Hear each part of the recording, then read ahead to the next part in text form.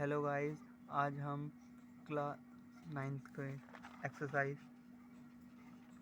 2.1 का question number second करेंगे।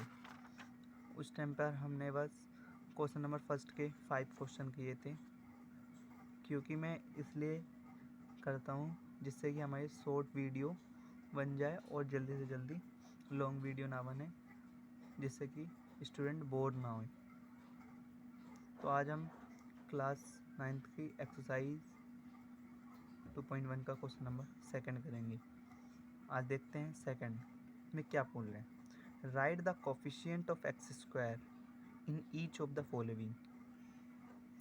हमें ये बताना है कि इसमें एक्स स्क्वायर का कोफिशिएंट, मतलब एक्स स्क्वायर का कोफिशिएंट के मतलब ये कह रहे हैं, जैसे यहाँ पर 2x square plus 3x plus 1 है।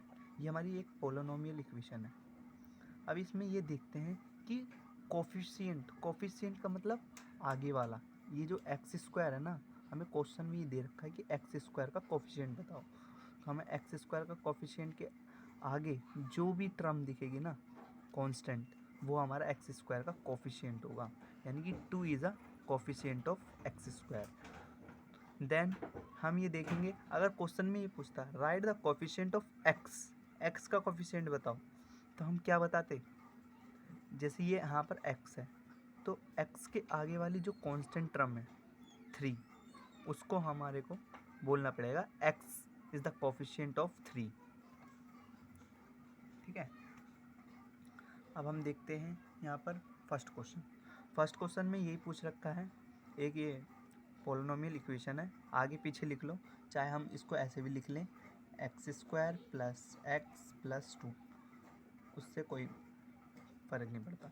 हमारे को ये देखना पड़ेगा कि यहाँ पर एक्स स्क्वायर प्लस एक्स और 2 है, ये पोलिनोमियल इक्वेशन है। तो हमें ये देखना पड़ेगा कि एक्स स्क्वायर का कोफिशिएंट क्या है।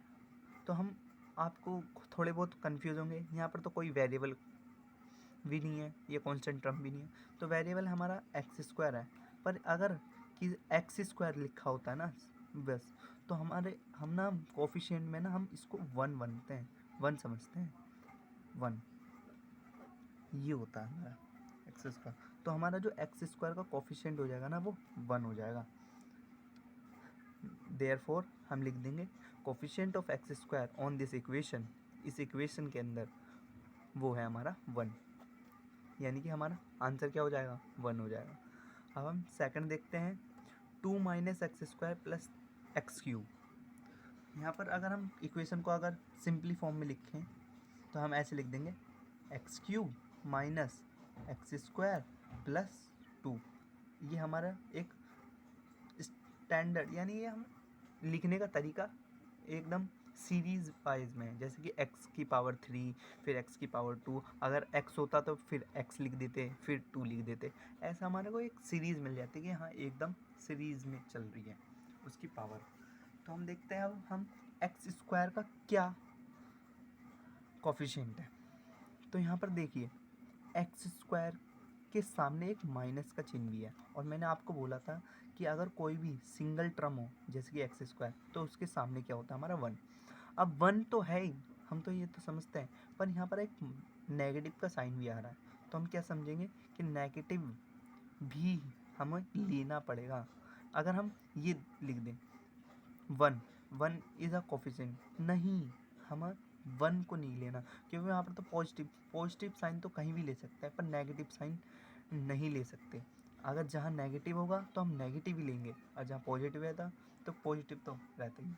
तो हम यहाँ देखेंगे कि इसका कोफिशिएंट क्या होगा, हमारे को क्या है माइनस एक्स स्क्वायर है, यानी कि -1 एक्स स्क्वायर, इतना कोफिशिएंट लेना पड़ेगा हमें, इतना कोफिशिएंट लेना पड़ेगा हमको। तो ये हो गया -1 कोफिशिएंट हो जाएगा, तो हम लिख देंगे coefficient of x square is -1। अब हम नेक्स्ट क्वेश्चन पे आते हैं, थर्ड क्वेश्चन पर। थर्ड क्वेश्चन हमारा ये बोल रहा है कि ये एक टर्म है, ये पूरी इक्वेशन है π/2, इसको हम पाई बोलते हैं, और इसकी वैल्यू होते हैं हमारी 22/7 और डेसिमल फॉर्म में लेंगे तो 3.14 होती है हमारी पाई की वैल्यू, ये होती है।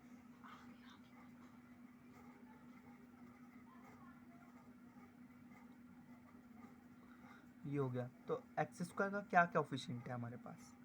एक्स स्क्वायर का कोफिशिएंट हम देखते हैं π/2 है, वो तो हमें इक्वेशन में ही दिख रहा है। तो हम लिख देंगे therefore coefficient of x square is π/2। ये हमारा आंसर हो जाएगा π/2। अब हम फोर्थ क्वेश्चन का देखते हैं। फोर्थ क्वेश्चन को ऐसे लिखते हैं, √2 x - 1। अब हम ये सोचेंगे कि एक्स स्क्वायर तो है ही नहीं इस टर्म में, तो हम ये देखेंगे कि अब हम अगर ऐसे लिख दें +0x², अगर हम ऐसे लिख दें 0x², जीरो का मतलब क्या है? हम जीरो का मतलब अगर किसी वैल्यू को हम जीरो से मल्टीप्लाई करते हैं तो जीरो ही आता है।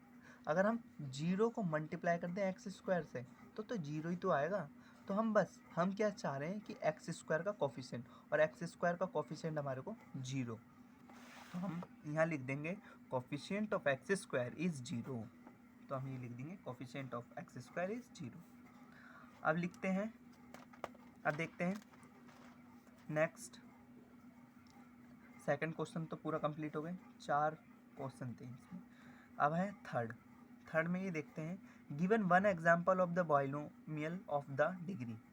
अब हमको ये देखना है, बाइनोमियल डिग्री देखनी है क्वेश्चन नंबर 3 के अंदर। 35 end of the monomial of the degree. Binomial degree की और मोनोमियल, बाइनोमियल कहते हैं जैसे कि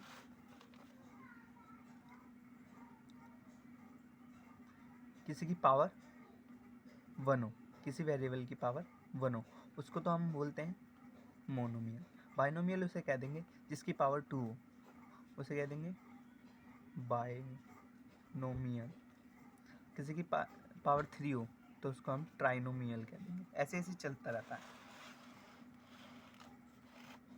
तो हम यहाँ देखेंगे क्वेश्चन में एक ऐसा एग्जाम्पल देना है हमें बाइनोमियल डिग्री का जो हमारे 35 हो end of the monomial of the degree 100 हो।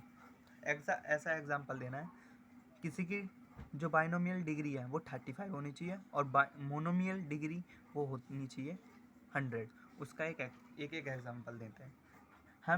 पहले हम देते हैं बायोनोमिनल का डिग्री का ऑफ डिग्री का एग्जाम्पल। तो हम देखते हैं एक एग्जाम्पल, कोई भी 3x the power 35 minus y। ये हमारा एक छोटा सा एग्जाम्पल हो जाएगा बाइनोमियल का। फिर हम मोनोमियल का एग्जाम्पल देखते हैं,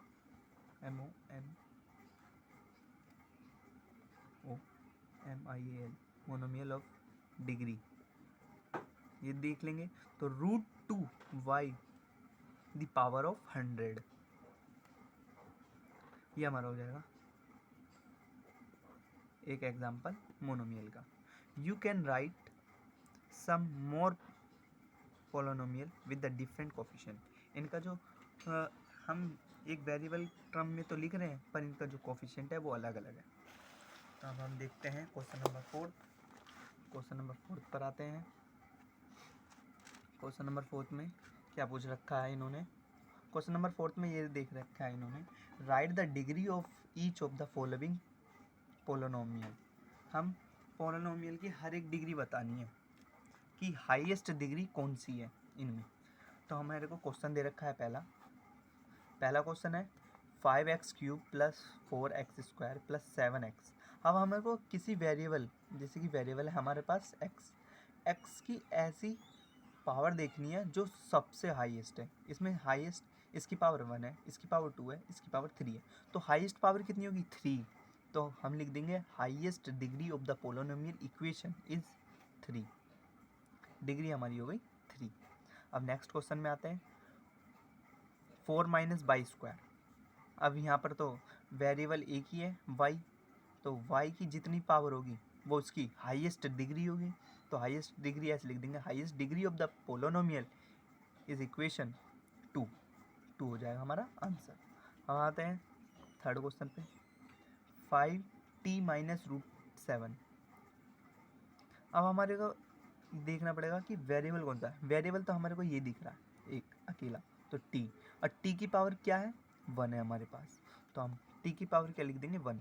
तो हाईएस्ट पावर, हाईएस्ट डिग्री बोलते हैं, sorry, highest degree of the polynomial equation is 1। तो हम हाईएस्ट डिग्री क्या हो जाएगी हमारी 1 हो जाएगी। अब हम देखते हैं क्वेश्चन नंबर फोर्थ में तो कोई भी वेरिएबल नहीं है, तो हम क्या बोलेंगे इसमें, degree, highest degree of the polynomial equation is 0। ये जो हाईएस्ट डिग्री हो जाएगी ना, हाईएस्ट डिग्री, तो वो तो 0 होगी हमारी, क्योंकि इसमें कोई भी वेरिएबल नहीं है, और कोई भी वेरिएबल का मतलब कोई भी डिग्री नहीं है, तो डिग्री ना होने के मतलब हम 0 ही लिख देंगे आंसर। अब आते हैं हम क्वेश्चन नंबर 5 पर। 5 में ये पूछ रखा है, classification of the following of the linear quadratic and cubic polynomial. हमें ये बताना है कि इन क्वेश्चनों में जितने भी हमारे को 7 क्वेश्चन दे रखे हैं इसमें, तो इन क्वेश्चनों में ये देखना है कि हमारे लीनियर पोलिनोमियल कौन सा है, क्वाड्रेटिक पोलिनोमियल कौन सा है, क्यूबिक पोलिनोमियल। तो लीनियर पोलिनोमियल उसे कहते हैं जो जिसकी पावर में कि कुछ भी ना हो, x की पावर 1 हो। क्वाड्रेटिक पोलिनोमियल उसे कहते हैं जिसकी पावर x की पावर 2 हो। और क्यूबिक पोलिनोमियल उसे कहते हैं जिसकी पावर हमारे, क्यूबिक पोलिनोमियल कहते हैं जिसकी पावर हमारी 3 हो, x की पावर, यानी कि किसी वेरिएबल की पावर 1 होगी तो लीनियर होगा, किसी वेरिएबल की पावर 2 होगी तो हमारा क्वाड्रेटिक होगा, किसी वेरिएबल की पावर 3 होगी तो हमारा क्यूबिक होगा। ये हमारे सिंपलेस्ट फॉर्म में। अब हम पहला क्वेश्चन देखते हैं, एक्स स्क्वायर प्लस एक्स, यानी कि इसमें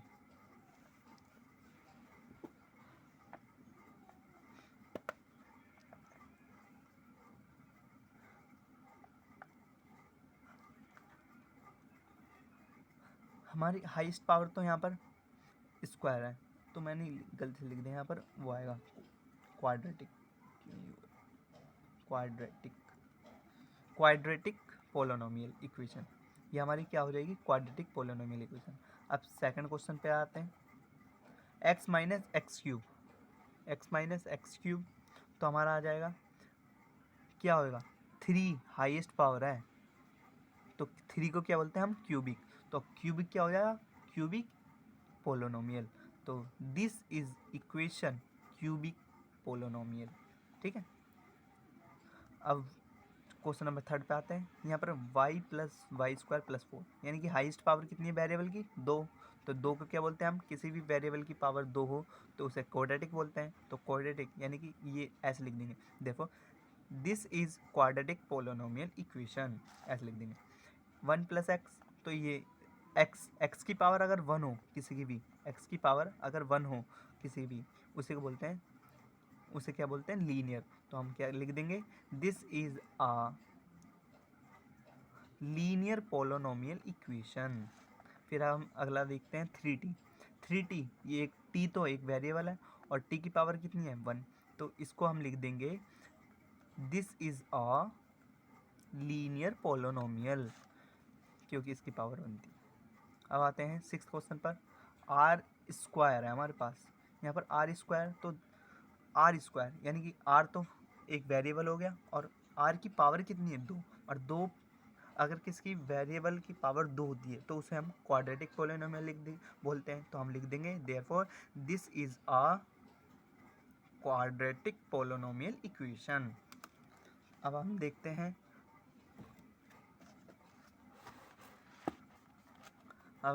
क्वेश्चन नंबर 7 तो 7x क्यूब है, तो इसकी पावर कितनी हो जाएगी, इसकी पावर हो गई 3, और x इज अ वेरिएबल, तो किसी की भी पावर 3 होती है तो this is a cubic polynomial equation, उसी को हम क्यूबिक पोलिनोमियल इक्वेशन कहते हैं। Thank you very much.